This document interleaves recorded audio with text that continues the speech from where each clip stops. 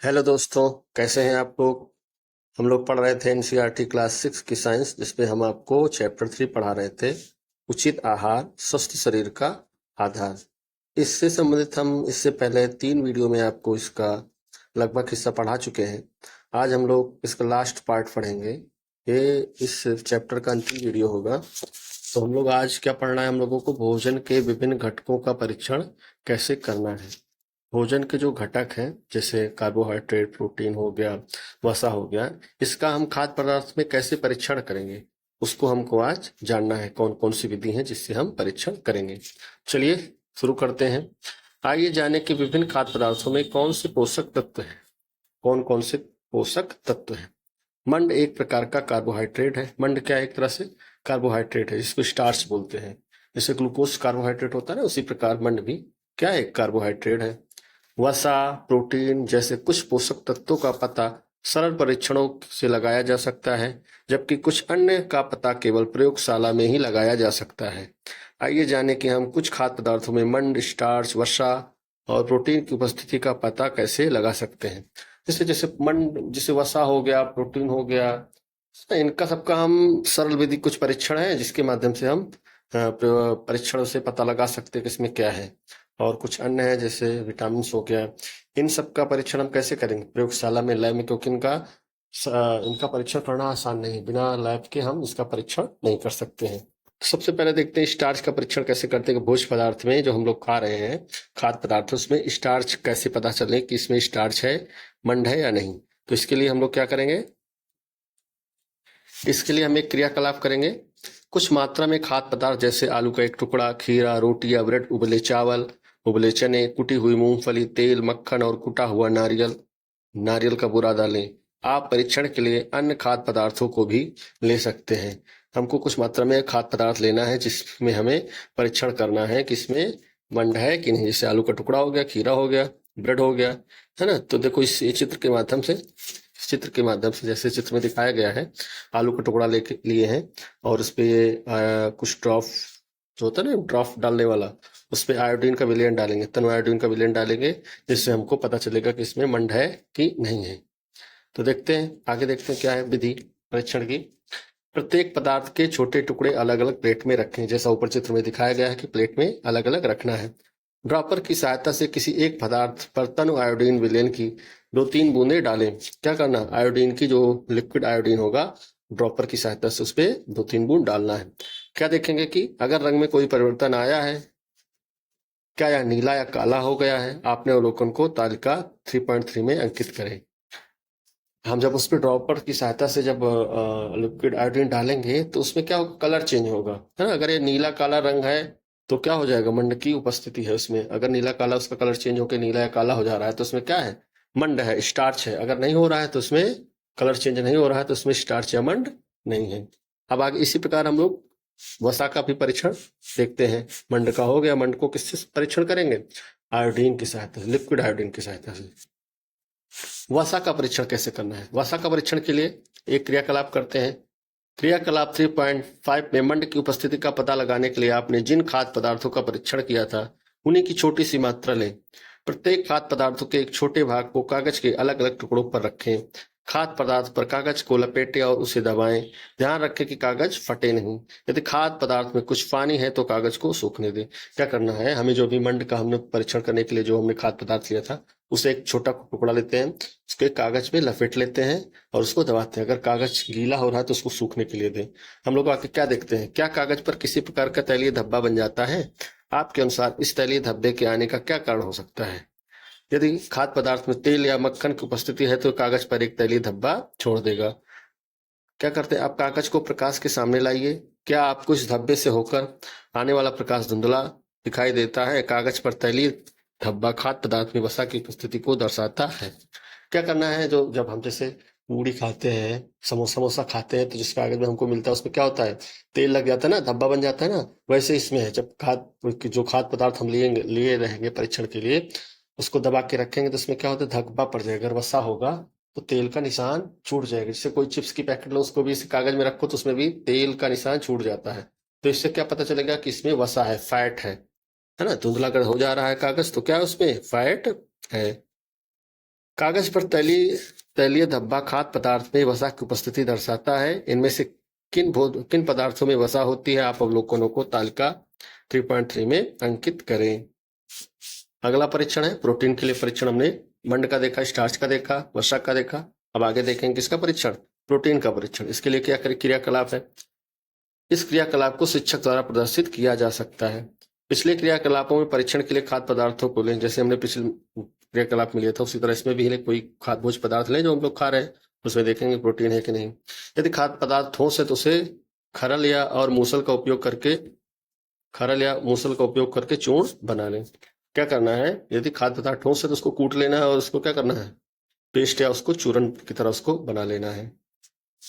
ध्यान देना है हमको, सावधानी क्या बरतनी है इस परीक्षण को करने के लिए कि ये रसायन हानिकारक है और इनका उपयोग सावधानी से किया जाना आवश्यक है। इनमें से किसी भी रसायन को तब तक ना छुएं जब तक ऐसा करने के लिए आपसे कहा ना जाए। अगर आपके शरीर पर कोई रसायन गिर जाता है तो उस स्थान पर तुरंत पानी से धो लें। इनमें से कोई भी रसायन आप अपने मुंह में ना डालें और ना ही इनको सूंघने का प्रयास करें।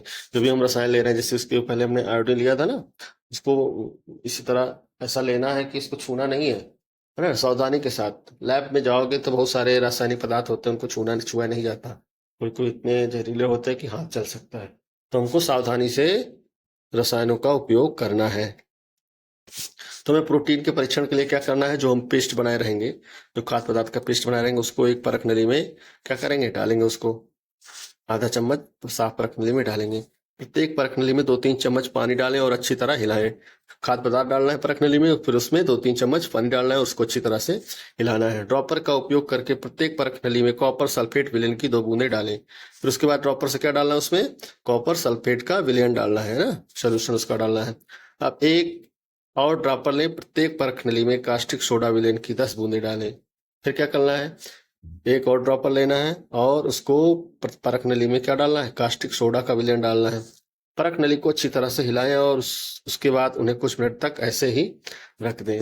उसके बाद क्या करना है कि जिस तरह ये टीचर दिखा रही हूँ, परख नली में डाल के परीक्षण कर रही, कास्टिक सोडा कॉपर सल्फेट, इसी क्या डालना है? इसी परख नली में डालना है। और खाद्य पदार्थ का पहले ही हम लोग चूर्ण डाल चुके हैं, उसको अच्छी तरह से मिला के, पानी मिला के उसको कुछ मिनट के लिए ऐसे ही रख देना है।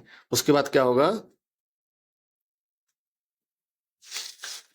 आपने क्या देखा? कुछ परखनलियों के पदार्थ बैंगनी रंग के हो गए हैं। बैंगनी रंग खाद्य पदार्थों में प्रोटीन की उपस्थिति दर्शाता है। आपने अवलोकनों को तालिका 3.3 में लिखे।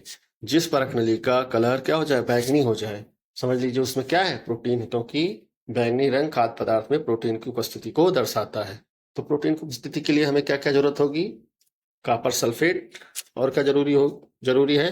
कॉपर सल्फेट और कास्टिक सोडा। इनको हमको कास्टिक सोडा और कॉपर सल्फेट क्या करना है? उसमें मिलाना है, पानी मिलाना है, उसको थोड़ी देर के मिला के रख देना है, जिससे उसका कलर चेंज हो जाए। अगर कलर क्या होता है? बैंगनी रंग आ जाता है तो उसमें क्या है? प्रोटीन है, अन्यथा प्रोटीन नहीं है। आप तालिका 3.3 से क्या निष्कर्ष निकाल सकते हैं? कौन से खाद्य पदार्थ एक से अधिक पोषक तत्व की उपस्थिति दर्शाते हैं? कौन से खाद्य पदार्थ में प्रोटीन और वसा दोनों की उपस्थिति दर्शाते हैं? मूंगफली में प्रोटीन और वसा दोनों की उपस्थिति देखी जाती है। यह इंगित करता है कि हम जो आहार खाते हैं उसमें कई पोषक तत्व उपस्थित हो सकते हैं। क्या कोई ऐसा खाद्य पदार्थ है जिसमें इनमें से कोई भी पोषक तत्व नहीं होता हो? इनमें से किन खाद्य पदार्थों का आप प्रतिदिन सेवन करते हैं? ऐसे अन्य खाद्य पदार्थों का पता लगाने का प्रयास करें जो स्टार्च, वसा और प्रोटीन के अच्छे स्रोत हैं। तो हम लोग देखेंगे, जब प्रयोग करेंगे तो किसी किसी खाद्य पदार्थ में क्या होता है कि कई सारे सब कुछ है, प्रोटीन भी है उसमें, वसा भी है ना, स्टार्च भी है।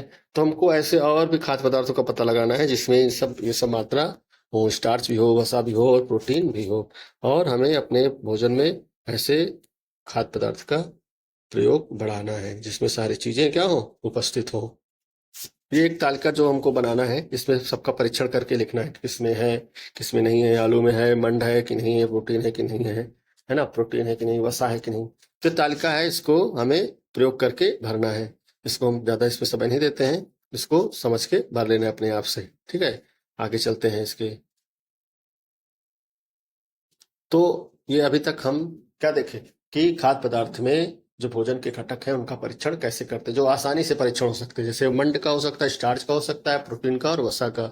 इसको हम अपने घर पे भी या स्कूल में भी कर सकते हैं। बल्कि और जो विटामिन हैं उनका हम, विटामिन हो गया है ना, और कैल्शियम हो गया उसमें, और आयोडीन है हो गया, ये सब, इन सब का हम परीक्षण कैसे कर सकते हैं? लैब में करेंगे। यहाँ पे आसानी से को नहीं कर सकते, प्रयोगशाला में कर सकते हैं। अगला टॉपिक है संतुलित आहार। क्या है अगला टॉपिक? संतुलित आहार। तो हम लोग संतुलित आहार के बारे में अब समझते हैं। बैलेंस डाइट जिसको क्या बोलते हैं?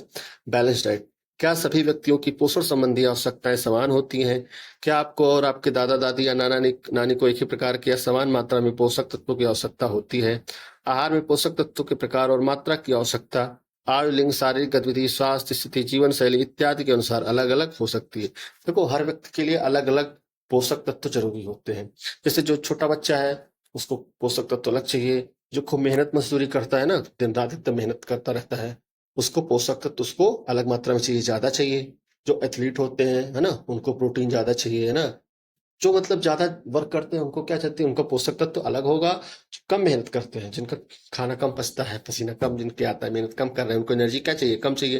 तो उनका पोषक तत्व या बैलेंस डाइट उनका क्या होगा? डाइट उनका अलग होगी। कोई भाई 4 रोटी खाता है, कोई 8 रोटी खाता है। सबकी क्या शैली है, मतलब शैली क्या कह सकते हैं? सबकी अपनी अपनी क्षमता है। जो ज्यादा मेहनत करेगा वो ज्यादा खाएगा, कम मेहनत करने वाला कम खाएगा। चलिए क्रियाकलाप के माध्यम से इसको और समझते हैं, संतुलित आहार को। आपने क्रियाकलाप 3.1 में एक सप्ताह में आपके द्वारा उपभोग किए गए खाद्य पदार्थों की एक तालिका तैयार की है। यह जांचें कि आपके आहार में वृद्धि और विकास के लिए अनिवार्य सभी पोषक तत्व और अन्य आवश्यक घटक सम्मिलित हैं या नहीं। यदि नहीं तो जांचें कि कौन से पोषक तत्व अथवा अन्य घटकों को इसमें सम्मिलित करने की आवश्यकता है। ऐसा आहार जिसमें शरीर की समुचित वृद्धि और विकास के लिए आवश्यक सभी पोषक तत्व, रुक्षांश, जल सही मात्रा में हो, उसे संतुलित आहार कहते हैं। आपने आहार को संतुलित आहार बनाने के लिए आप उसमें क्या परिवर्तन करेंगे? तो संतुलित आहार क्या है? बैलेंस डाइट क्या है? कि ऐसा आहार मतलब ऐसा भोजन जिसमें हमारे शरीर की समुचित विकास के लिए सभी तत्व उसमें क्या हो? उपलब्ध हो, सभी पोषक तत्व उसमें उपलब्ध हो, है ना। जैसे रुक्षांश हो गया, सारे पोषक तत्व, विटामिन हो गए, खनिज हो गए, है ना, कैल्शियम हो गया, और भी जितने भी पोषक तत्व हैं सभी उसमें क्या हो? प्रोटीन हो, वसा हो, है ना, सारी चीज उसमें क्या हो? उपस्थित हो। और जल की मात्रा हो, रुक्षांश भी हो, सारे जितने भी भोजन के घटक हैं सब संतुलित मात्रा में उसमें उपस्थित हो, जो हमारे शरीर की वृद्धि और विकास के लिए आवश्यक है। तो ऐसे आहार को हम लोग क्या कहेंगे? संतुलित आहार कहेंगे। हमको अपने भोजन में देखना है कि क्या सभी प्रकार के पोषक तत्व उसमें मिल रहे हैं। आहार बनाने, संतुलित आहार, हमारे भोजन को संतुलित आहार बनाने के लिए उसमें हमें क्या परिवर्तन करना है, क्या उसमें और ऐड करना है, उसको हमको देखना है। एक क्रियाकलाप देखते हैं, आइए तुलना करें। नीचे दिखाए गए आलू के चिप्स और भुने हुए चने के पैकेट पर जो पोषण संबंधी जानकारी लिखी है उससे पढ़ें। हम लोग जो बाजार में पैकेट खरीदते हैं, आलू चिप्स खरीदते हैं, उसमें लिखा रहता है ना कि कैलोरी इतनी है ना, वसा इतना है, ऊर्जा इतना है, कार्बोहाइड्रेट इतना है। देखो दिया गया है ऊर्जा कितनी है, वसा कितनी है, कार्बोहाइड्रेट, विटामिन, प्रोटीन, आहार, इससे ये सब दिया है ना चने में और चिप्स के पैकेट में। इसमें देखो जैसे ऊर्जा दी है 536 किलो कैलोरी, और ये भुना चना में 355 दिया है। वसा इसमें 35 ग्राम दिया है, इसमें 6.26। इसका मतलब पैकेट, जो चिप्स की पैकेट खाते हैं उसमें फैट ज्यादा है, और जो चना वाला है उसमें क्या है? फैट कम है। हम जानते हैं फैट जब ज्यादा खा हो जाता है हमारे शरीर में तो शरीर को दिक्कत होने लगती है ना। ब्लड नलियां जो है, फैट जमा हो जाता है तो खून का जो ब्लड सर्कुलेशन है वो प्रभावित होता है, मोटापा बढ़ने लगता है। तो हमें भुना चना ज्यादा अच्छे से खाना चाहिए। ये जो फास्ट फूड जिसको बोलते हैं, जंक फूड, ये सब इसमें आता है ना, चिप्स विप्स, इसका सेवन हमें नहीं करना चाहिए। तो ये सब पैकेट में लिखा रहता है, जो भोजन के जो ये खाद्य पदार्थ के पैकेट है इसमें सब कुछ लिखा रहता है कि इसमें क्या क्या है, मात्रा कितनी है, ऊर्जा की मात्रा कितनी है, वसा की मात्रा कितनी है, फैट कितना है, कार्बोहाइड्रेट कितना है, सब कुछ इसमें क्या होता है? लिखा होता है। आहार के पैकेट पर पोषण संबंधी जानकारी के लिए, जानकारी के आधार पर आप इनमें से कौन सा आहार चुनेंगे और क्यों चुनेंगे? जो ऊपर दिया था ना अभी कि वसा कितना है, फैट कितना है, ऊर्जा कितनी है उसमें, है ना, तो इस आधार पे आप क्या खाना पसंद करेंगे? तो मेरे हिसाब से अगर पूछा जाएगा तो हम तो भुना हुआ चना पसंद करेंगे, क्योंकि फैट वाली चीज खाएंगे शरीर धीरे धीरे क्या हो जाएगा? मोटा होता जाएगा। मोटापा सभी बीमारियों का क्या है? घर है। इसलिए हमें मोटापे से दूर रहना, शरीर को हेल्दी बनाना है। कुछ खाद्य पदार्थों में उच्च शर्करा और वसा की मात्रा के कारण अधिक कैलोरी होती है, साथ ही उसमें बहुत कम मात्रा में प्रोटीन, खनिज, विटामिन और आहारीय रेशे होते हैं। इन खाद्य पदार्थों को अस्वास्थ्यप्रद खाद्य, जंक फूड ना, जैसे चिप्स की पैकेट हो गया, जो कुरकुरे उरकुरे आते हैं ना, ये सब क्या है? Junk food. इसमें क्या होता है? प्रोटीन, विटामिन बहुत कम होते हैं, ज्यादा क्या होता है? उससे फैट ज्यादा होता है ना, और उसमें ऊर्जा ज्यादा होती है। कहा जाता है इन खाद्य पदार्थों में आलू के चिप्स, टॉफी, कार्बोनेटेड पेय शामिल। कार्बोनेटेड पेय क्या होते हैं? तो कार्बोनेटेड पेय क्या है? जो हम लोग कोल्ड ड्रिंक नहीं पीते विभिन्न प्रकार के, वो सब क्या है, कार्बोनेटेड पेय हो गए। इन खाद्य पदार्थों का अधिक सेवन करना हमारे स्वास्थ्य के लिए अच्छा नहीं है। इनके अधिक सेवन से व्यक्ति में मोटापा हो सकता है। ऐसा व्यक्ति अन्य स्वास्थ्य संबंधी रोगों से भी पीड़ित हो सकता है। आपको डॉक्टर पोस्ता का कथन हमेशा याद रखना चाहिए कि स्वास्थ्य ही परम धन है। हमें स्वस्थ रहने के लिए अपने शरीर का ध्यान रखना चाहिए। स्वस्थ शरीर के लिए संतुलित आहार लेना चाहिए और जंक फूड से परहेज करना आवश्यक है। तो हमें डॉक्टर पोस्ता ने बताया था ना कि स्वास्थ्य ही परम धन है, हेल्थ इज वेल्थ। तो हमें क्या करना है, जंक फूड से दूर रहना है और ऐसा संतुलित आहार लेना है जो हमें शरीर को क्या करे, स्वस्थ रखे, जो हमारे शरीर को स्वस्थ रखे, हमारे शरीर की सभी आवश्यकताओं की उसमें पूर्ति हो। ऐसा हमें भोजन लेना है, ऐसा हमें आहार लेना है। हमें जंक फूड से क्या करना है, दूर रहना है। कार्बोनेटेड जो पेय पदार्थ है, जो कोल्ड ड्रिंक है, पीना चाहिए। देखो सब लोग पीते हैं, लेकिन हमें इतना नहीं उस पर डिपेंड हो जाना चाहिए कि हमारे शरीर को क्या हो, नुकसान पहुंचे। क्रियाकलाप 3.9 में जिन दो खाद्य पदार्थों का अध्ययन किया है, उनमें से किसको जंक फूड के रूप में नामांकित किया जा सकता है। हमने जो अभी 3.9 में जो तालिका बनाई थी क्रियाकलाप किया था, उसमें किस खाद्य पदार्थ को जंक फूड के रूप में हम कह सकते हैं। तो जिसमें क्या हो, फैट ज्यादा हो, उसे क्या कहेंगे, वो जंक फूड होगा। और जिसमें प्रोटीन है ना, ये सब हो, कैलोरी प्रोटीन ज्यादा हो, विटामिन ज्यादा हो, वो क्या होंगे, संतुलित आहार की श्रेणी में उसको हम कह सकते हैं। अगर फैट जाता है तो जंक फूड में आएगा। जो कार्बोनेटेड पेय पदार्थ होते हैं, ये भी नहीं हमें यूज करना चाहिए। और भी जाने, हमको FSSAI के बारे में जानना है, बहुत इंपॉर्टेंट है। FSSAI के क्या होता है, इसका पूरा नाम क्या है, इसका क्या काम है, इसको हम लोग पढ़ते हैं। पैकेट बंद खाद्य पदार्थों के पैकेट पर पोषक तत्वों के बारे में जानकारी होनी चाहिए। जानकारी में प्रत्येक पोषक तत्व की मात्रा सूचीबद्ध होनी चाहिए। कभी कभी प्रबलीकरण फोर्टिफिकेशन के दौरान आहार की पोषण गुणवत्ता को बेहतर बनाने के लिए उसमें अधिक पोषक तत्व मिलाए जाते हैं।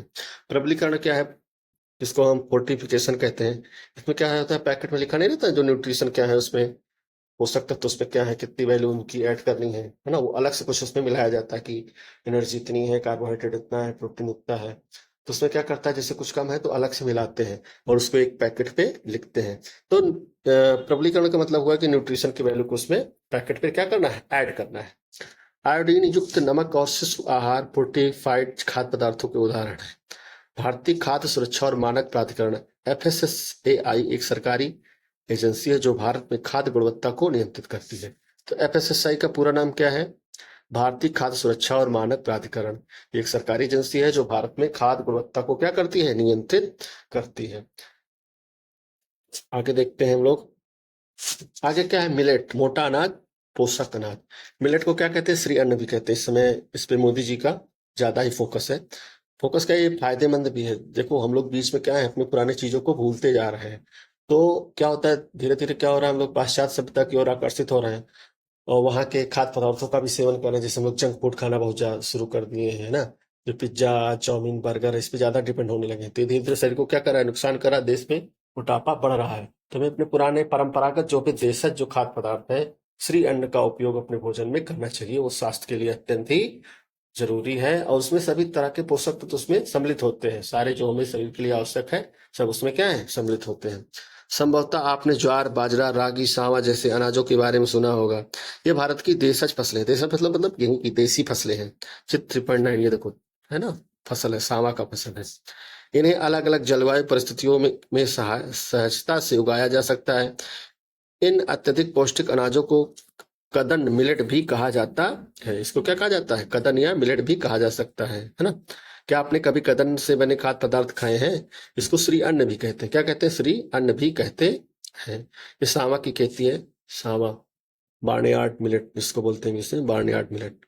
तो क्या आपने कदन से बने खाद्य पदार्थ आप लोग खाए हैं, जैसे लड्डू पहले बनता था ना, उसका जोंधरी, बाजरे का लड्डू है ना, तिल का लड्डू और सांवा, ये सब क्या है, हमारे मिलेट है। क्या है, मिलेट। इन सबका सब लोग खाए होंगे, हालांकि हम तो खाए भाई, आप लोग भी खाए होंगे। अगर आपने खाया है तो आप कमेंट करके बताइए, आप लोग खाए हो तो। कदन छोटे आकार के अनाज होते हैं और सदियों से भारतीय आहार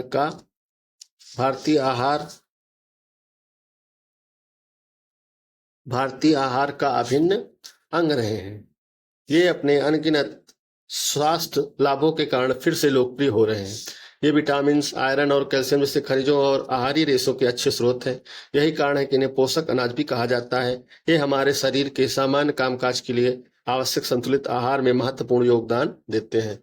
हम लोग भूल गए थे ना, बीच में खाना छोड़ दिए थे, गेहूं पे डिपेंड हो गए थे, है ना। और वो क्या बोलते हैं उसको, जो ये समोसा वोसा बनता, मैदे मैदे पे डिपेंड हो गए थे।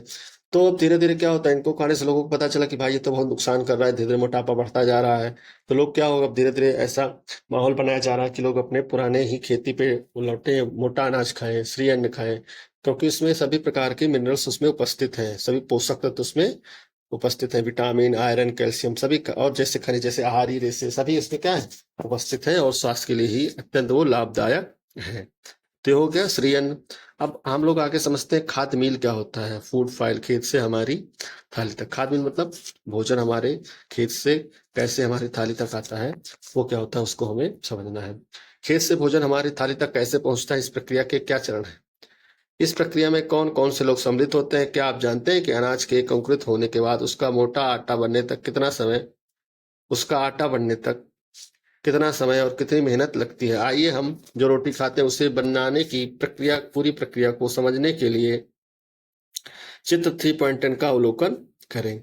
तो ये देखो, एक चार्ट के माध्यम से बताया गया है कि कैसे खाद्य भोजन जो है खेत से हमारे थाली तक आता है।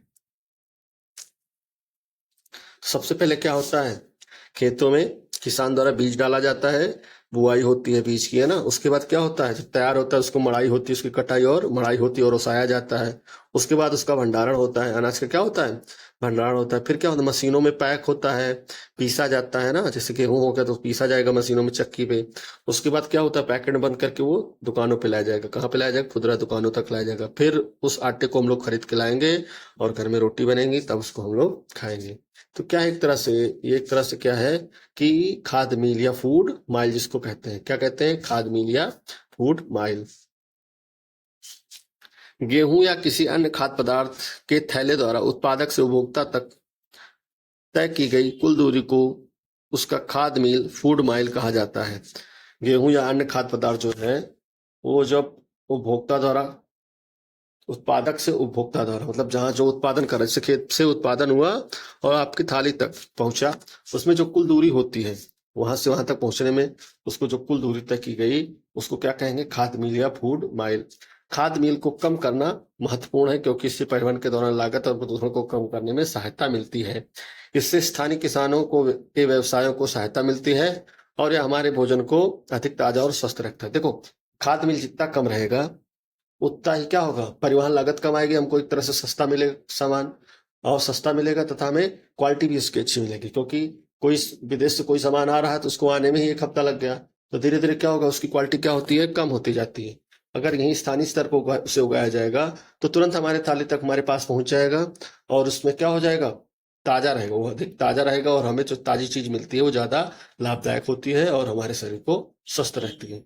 देखो, अगर दूर से आएगा तो प्रदूषण भी बढ़ेगा, क्योंकि जिससे आ रहा है ट्रकों से आता है माल, तो ट्रकों से आएगा तो वहां परिवहन लागत भी बढ़ेगी और उससे प्रदूषण होगा, धुआं निकलेगा ना ट्रक से, प्रदूषण बढ़ेगा, कार्बन की मात्रा बढ़ेगी।